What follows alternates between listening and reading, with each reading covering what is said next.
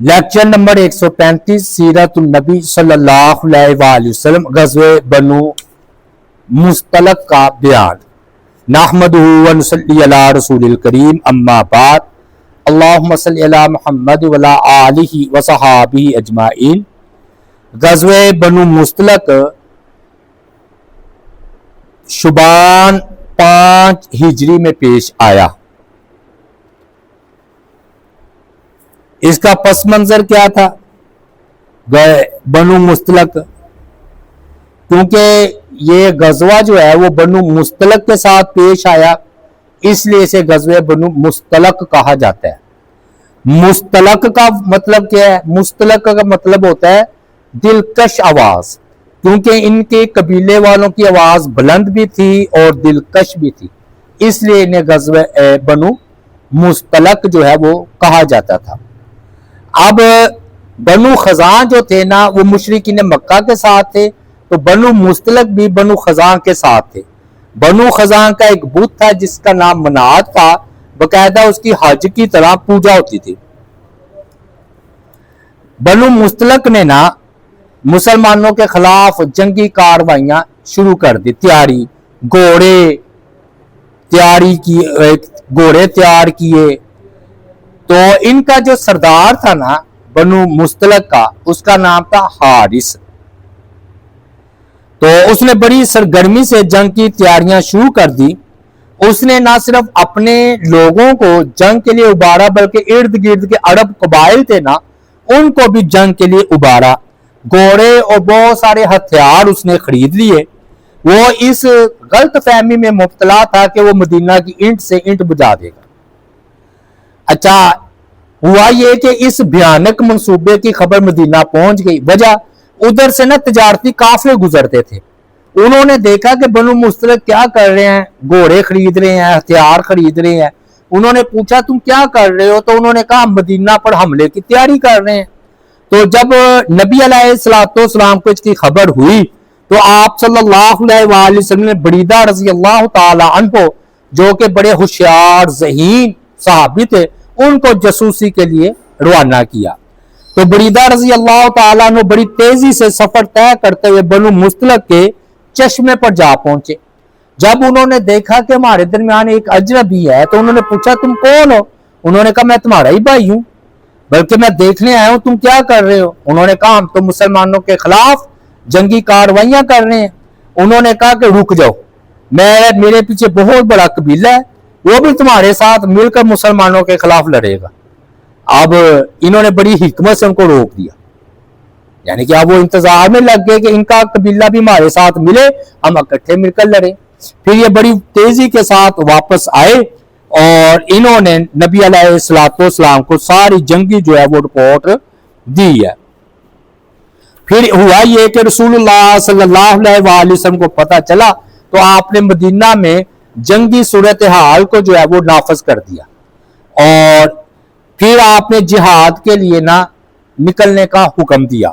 700 صحابہ کرام تیار ہوئے جنگ کے لیے، اور اس میں جو ہے نا مہاجرین کے گھوڑوں میں سے 2 گھوڑے خود نبی علیہ السلام کے لیے تھے۔ 30 گھوڑے تھے جی، 30 گھوڑے، تو باقی جو ہے نا صحابہ کرام میں تقسیم تھے۔ مہاجرین اور انصار کا یہ دستہ تھا۔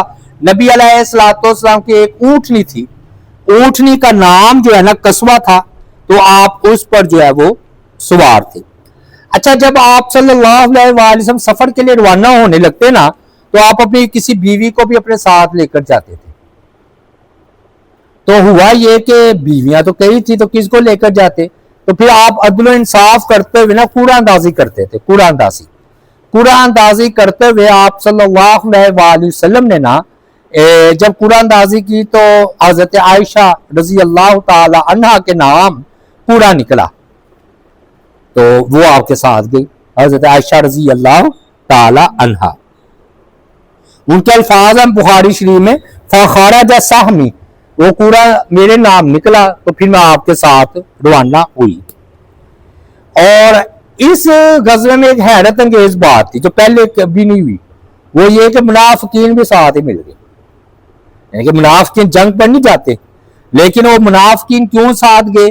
انہیں پتہ تھا کہ مسلمانوں کی فتح ہی فتح ہے، تو چلو مال غنیمت ملے گا، اور یہ جو دبا لگا ہوا ہے ہم پر کے ہم جہاد سے جی چڑھاتے ہیں وہ بھی ختم ہوگا۔ نبی علیہ السلام نے مدینہ سے رخصت ہوتے وقت ابو ذر غفاری رضی اللہ تعالی عنہ کو اپنا جو ہے نا وہ نائب مقرر کیا۔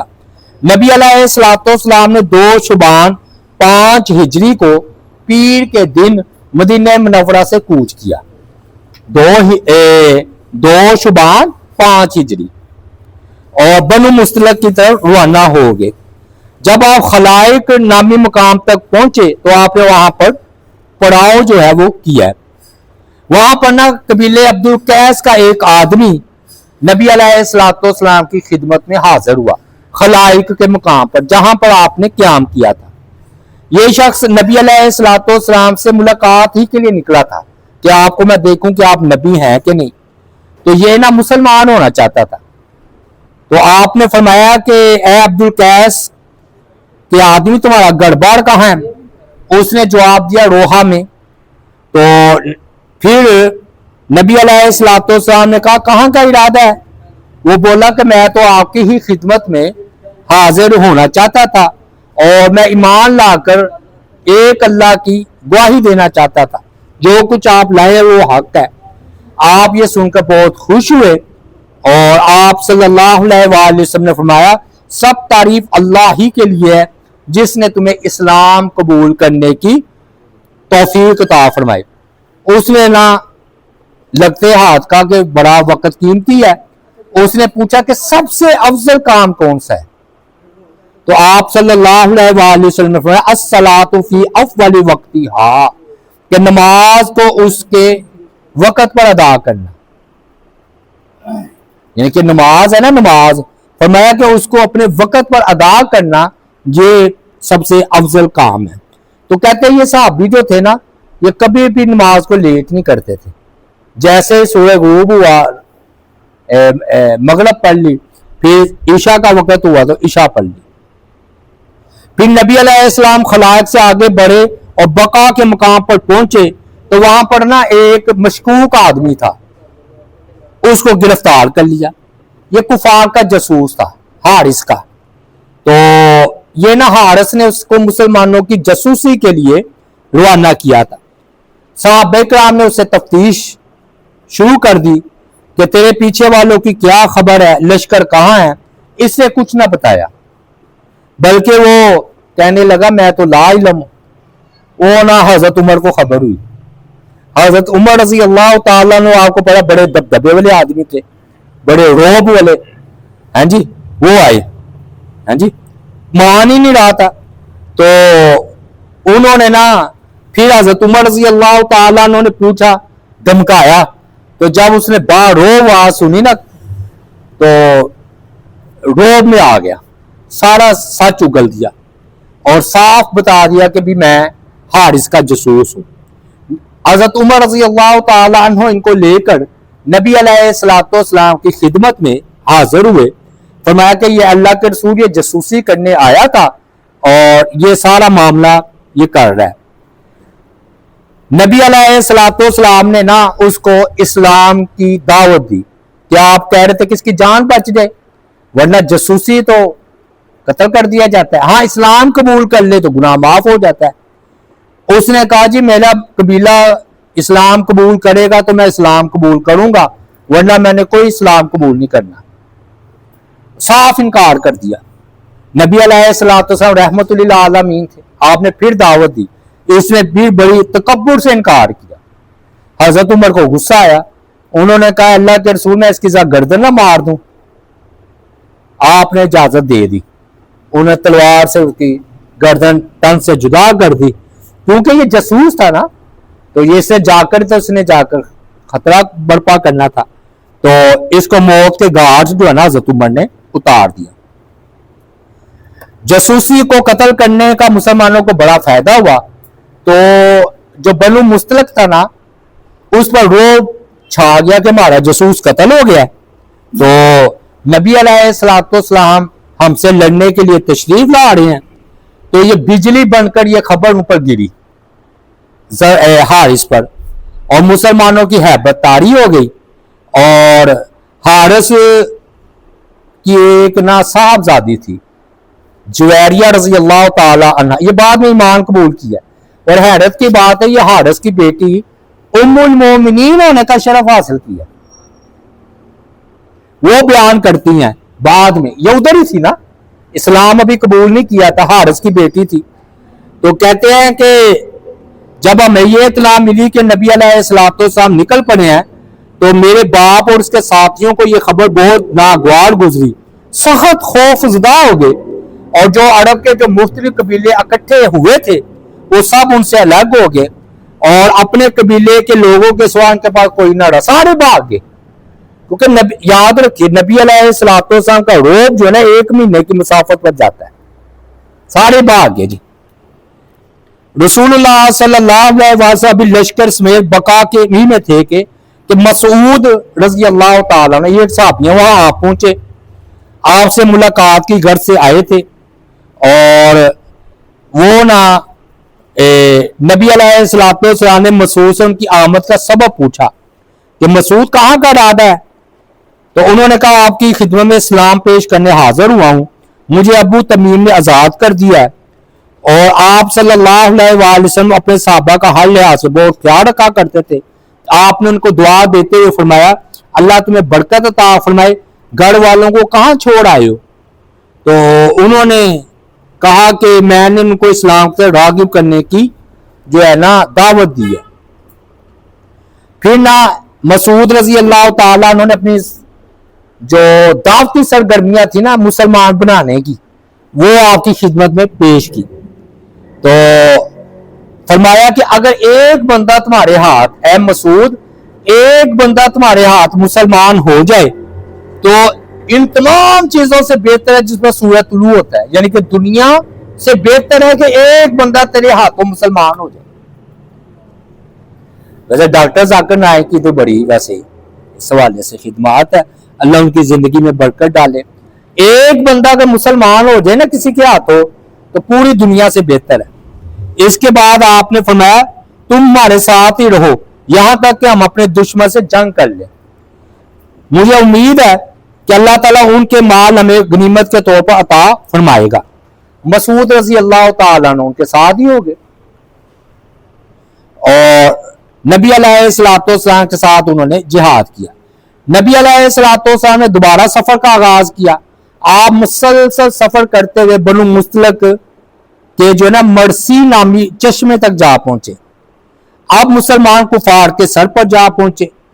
इस्लामी लश्कर ने वहां दुश्मन के करीब ही पड़ाव डाला। रसूलुल्लाह सल्लल्लाहु अलैहि वसल्लम के लिए चमड़े का खैमा जो है ना वो नस्ब किया गया। दूसरी तरफ बनु मुस्तलक भी लड़ाई के लिए तैयार थे आमने सामने।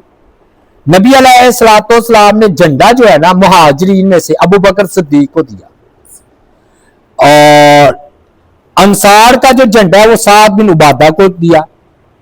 मुशरिकीन जो था ना बनु मुस्तलक का झंडा वो सफवान बिन मालिक ने थाम रखा था। तो सैयदा जुवैरिया की सफवान बिन मालिक का जो बेटा था ना मुसाफिर से पहले शादी हुई थी। मुसाफिर जुवैरिया इन्होंने बाद में उम्मुल मोमिनीन बनना है। इनकी शादी पहले किन से हुई है? ये जो है ना जिसने झंडा नहीं उठाया हुआ इसके बेटे से, मुसाफिर उसका नाम था। रसूलुल्लाह सल्लल्लाहु अलैहि वसल्लम ने उन्हें पहले इस्लाम कबूल करने की दावत दी है। आपने फरमाया ला इलाहा इल्लल्लाह का इकरार कर लो तुम्हारा जान और माल महफूज रहेंगे। उन्होंने ये पेशकश ठुकरा दी। नबी अलैहिस्सलाम ना पहले इस्लाम की दावत दिया करते थे। हाँ, जिन तक पहले दावत पहुंच चुकी होती थी उसको नहीं दोबारा दावत देते।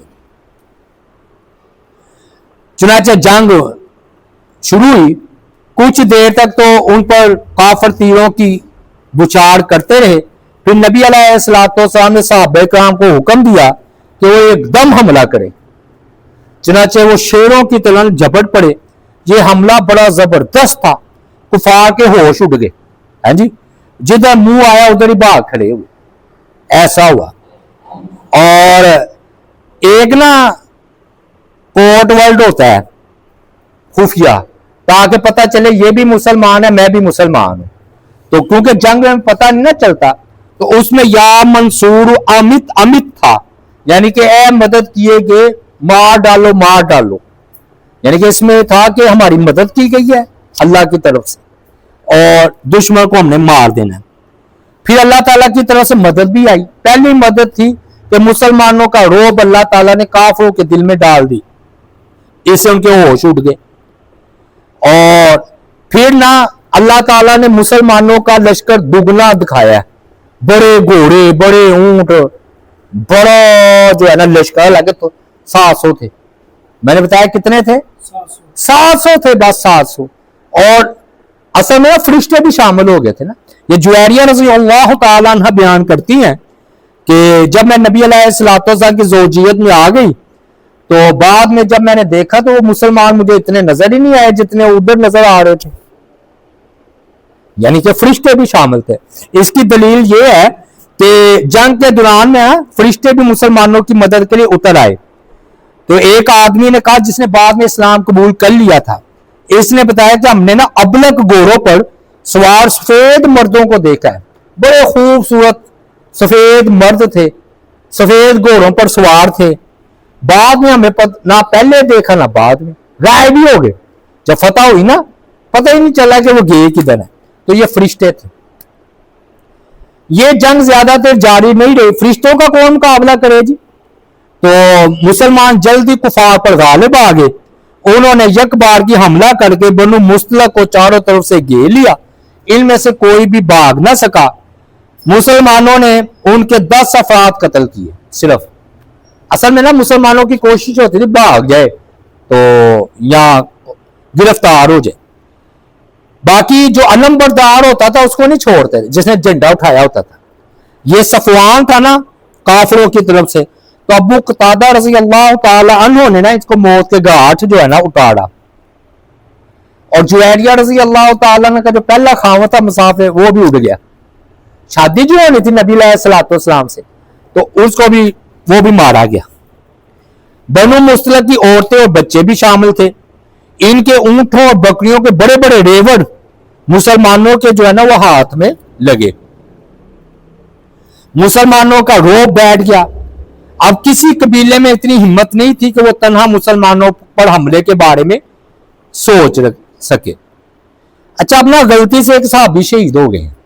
ये होता है अफरा तफरी में ना, यानी कि जंग होती है ना तो अफरा तफरी बर्पा हो जाती है, पता नहीं चलता। हुआ ये, तेज आंधी चल पड़ी। जब तेज आंधी चल पड़ी तो फिजा गर्दो गुबार से भर गई। इस हालत में ना एक सहाबी थे ओस रजी अल्लाह ताला अन्हु, तो वो उन्हें पहचान ना सके कि ये हमारे ही साथी हैं। वो समझे कि ये मुशरिकीन के आदमी है, तो ओस ने उन पर हमला करके उनको जो है ना हशाम जो है ना को शहीद कर दिया। ओस रजी अल्लाह ताला अन्हु ने हशाम रजी अल्लाह ताला अन्हु को ये आंधी की वजह से ना पहचान ना सके तो गलत फहमी से उनको शहीद कर दिया। बाद में उन्हें पता चला कि वो तो मुसलमान थे, हमारे ही साथी थे, तो इन्हें बेहद अफसोस हुआ। फिर उन्होंने अपने दिल को तसल्ली दी, तकदीर में ऐसे ही लिखा था। ये होता है, ऐसा करता तो ऐसे हो जाता है, ऐसे ही होना था। हशाम जब ये शहीद हुए ना, तो इनकी खबर इनका भाई मुकीस जो काफिर था, मुकीस, उसको पहुंची। उसके ना जज्बे इंतकाम जाग उठा। काफिर था हालांकि, उसने ना बहाने से ना मदीना आया और अपने आप को मुसलमान जाहिर किया। और उसने कहा, जी मेरा जो भाई है हिशाम वो तो कत्ल हो गया है। नबी अलैहिस्सलाम ने फरमाया, अच्छा खता से कत्ल हुआ है तो इसमें दियत होती है। याद रखिए, जानबूझ के जो कत्ल करे उसकी सजा किसास है। अगर खता में कत्ल हो जाए तो उसकी सजा कत्ल नहीं है, दियत है। उसको नहीं कत्ल किया जा सकता। एक मर्तबा ऐसा हुआ, 4-5 मंजिलों पर ना एक मजदूर था, वो काम कर रहा था। वो आंधी चली तो वो लड़खड़ाया, वो नीचे आ गिरा। अब 4 मंजिला पर मजदूरी करा, नीचे आता तो एक और बंदा नीचे था, उसके ऊपर आ गिरा, तो नीचे आने वाला मर गया। یہ بچ گیا. تو اب یہ کیا ہوا؟ جان بوجھ کر کیا یا خطا سے؟ خطا سے ہوا ہے نا. اب ان کے رشتہ داروں نے مقدمہ کر دیا, کہنے لگے جی ہم نے تو قصاص ہی لینا ہے. انہوں نے کہا یہ مزدور نیچے گرا, دائیں بائیں بھی گر سکتا تھا, اس میں اس کی کون سی غلطی ہے؟ وہ مانے نا.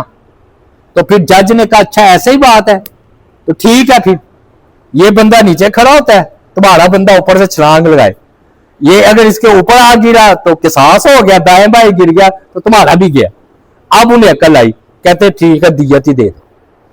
بھی اپنا بندہ چلا ہی گیا, دیت لینا عقل مندی ہے, اپنا بندہ واپس آ جانا. بھی تو یہ خطا میں ہوتا ہے, خطا میں. تو یہ خطا تھی تو نبی علیہ الصلوۃ والسلام نے دیت دے دی. لیکن یہ تو کافر تھا اندر سے.